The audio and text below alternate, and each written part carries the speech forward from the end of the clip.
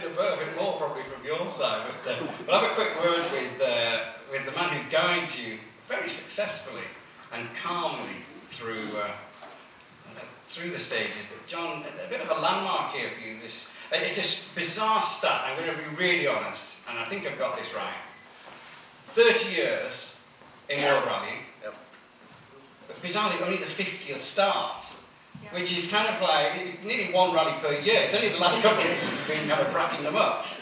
Yeah, in the beginning I had a few rallies, and then had a long time at ProDrive doing the logistics and that side of things. And when we were doing the best part of 20 WRC, APRC rallies a year, didn't give you a lot of time for co-driving, so I had a rest for sort of 15 or 16 years, and then came back again when Hayden and Chris turned up.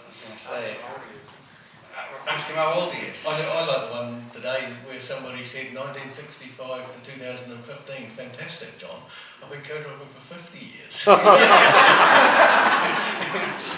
don't ask me how old I am. You're looking really good. You're looking really good for that then.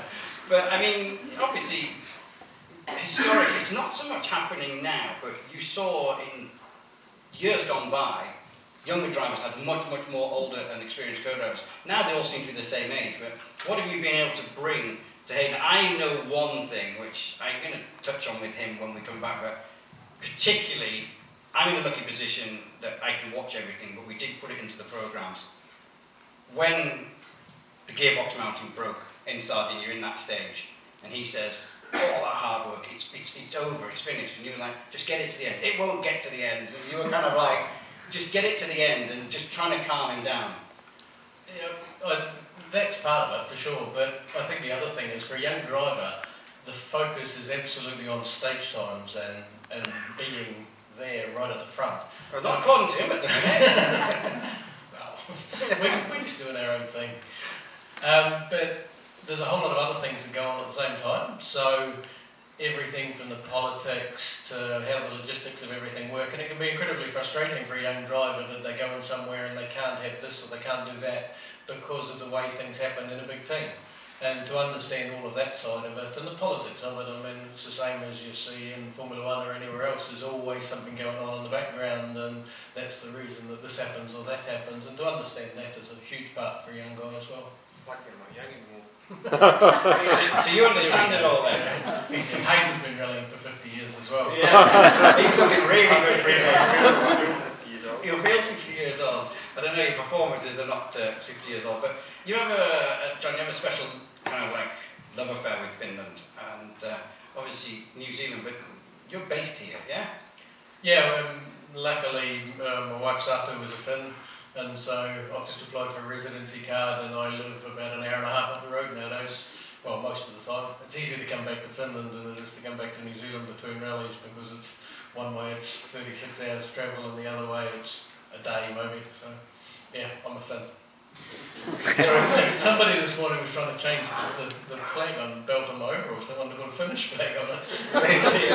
And then maybe that's a good thing. I mean, the other night on the TV news, 2 nights ago, TV2 News here, the feature story in the motors or in the sporting part of the news was about Hayden Paddon. So I guess the days when you were here and it was about Marco Alen or Marcus Gronholm or somebody, and now it's about Hayden Paddon, you know things are sort of working out.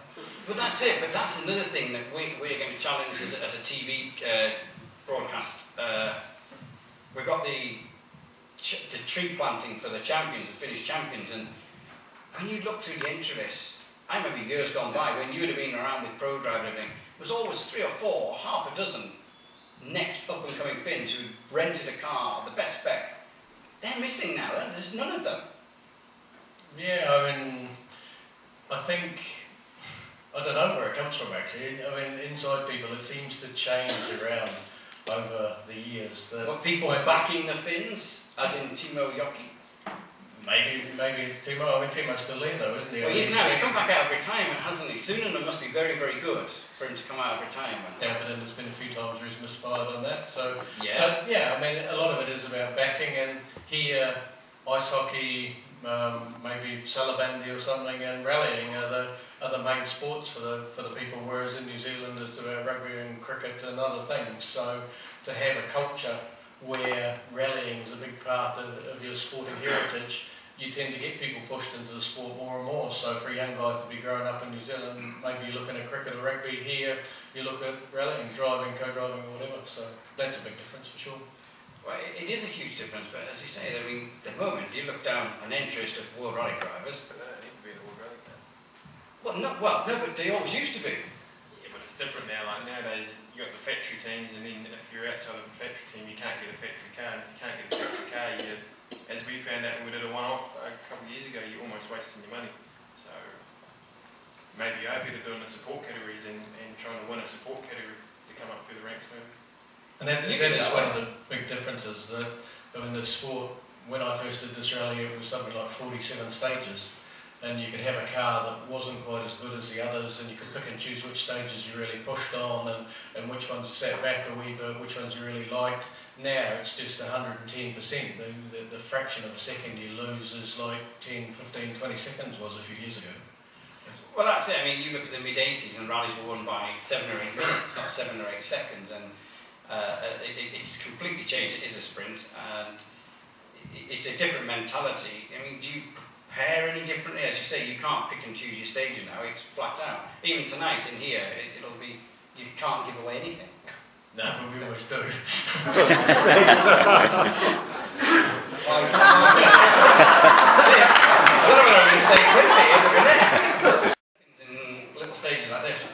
We'll probably lose more tonight than what we will all tomorrow. So if that's the case, I'll take that. But in what, how many years have I been driving? 10, 12 years? I've never ever had one good super special. Not one. Our Poland wasn't bad. We decided to drive around as slowly as we could to save the tyres, and we came out about a second and a half off first place.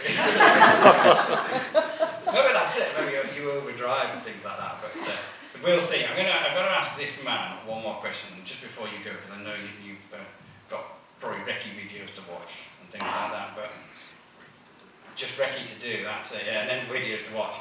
The Sardinia thing. That stage where they give Ox Mountain fair. I mean, it quite emotional at the end of the stage, but that's great. That's what we want. We want it. I didn't want you to turn around and say. Reminded so much about that for bloody ball in my eyes. Yeah, but it was great. We didn't want you to turn around and go, yeah, well, it was a good stage, but at 13 k's, the gearbox mounting. We wanted to, because I didn't know what was wrong. I genuinely didn't know what was wrong. Apart from you weren't speaking to me, which I thought was going to upset him. I only saw him 20 minutes ago down the road. The ironic thing is, we could be winning a rally or a stage or whatever, and I'll never get excited. I won't jump out of my skin. I'll just, Well, that's what was so shocking. When things start going wrong, then I just go completely the other end, and it needs to be a happy medium there somewhere, I think. I thought it was good for TV. Who thought it was good for TV? Who became a Hayden Paddon?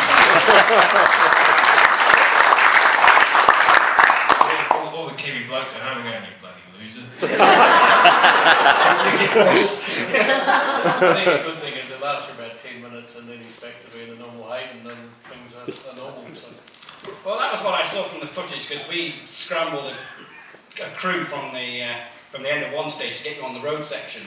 And you're just chatting away like normal. I'm thinking, like, hang about. I'm speaking to the guys who were there on the radio and saying, what's Hayden's mood like? Oh, he's fine. I'm thinking, it wasn't 10 minutes ago. I don't know what's changed. But that's it. So, right. They need to go and recce. They've got a stage to recce. I think the one you're going to go and watch later on. So, a big round of applause. And